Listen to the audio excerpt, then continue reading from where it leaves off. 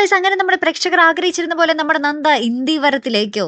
അതേ കൂട്ടുകാരെ, അങ്ങനെ സൂചിപ്പിക്കുന്ന കുറച്ച് രംഗങ്ങൾ തന്നെയാണ് നമ്മുടെ ഗൗരി മോളെ നമ്മുടെ ഗൗതം ഇന്ദീവരത്തിലേക്ക് കൊണ്ടുവരുന്നുണ്ട്. പിന്നാലെ നമ്മുടെ വല്യമ്മ അവിടെ നിന്നും പടിയിറങ്ങുന്നുണ്ട്. നമ്മുടെ നന്ദ നമ്മുടെ ഗൗരി മോളെ എടുക്കാൻ വേണ്ടി ഇന്ദീവരത്തിലേക്ക് വരുമ്പോഴാണ് നമ്മുടെ ഗൗതം ആ ഒരു സത്യം എല്ലാവരോടും, ഇന്ദീവരം വീട്ടുകാരോട് എല്ലാവരോടും വെളിപ്പെടുത്തുന്നത് തന്റെ മകളാണ്, തന്റെ ചോരയാണ് ഗൗരി എന്നുള്ളത് കേട്ടോ.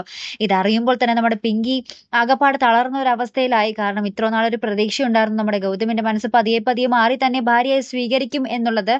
അങ്ങനെ അങ്ങനെ ഇരിക്കുമ്പോഴാണ് നമ്മുടെ ഗൗരിമോളുടെ വരവ്. ഇനി പയ്യെ പയ്യെ നമ്മുടെ ഗൗതമിന്റെ മനസ്സ് മാറും, വല്യമായി നന്ദയും ഇന്ദിവരത്തിലേക്ക് വരും എന്നൊക്കെ പറഞ്ഞ് നമ്മുടെ ലക്ഷ്മി അമ്മയെ കെട്ടിപ്പിടിച്ച് നമ്മുടെ പിങ്കി കുറെ കരയുന്നുണ്ട് കേട്ടോ.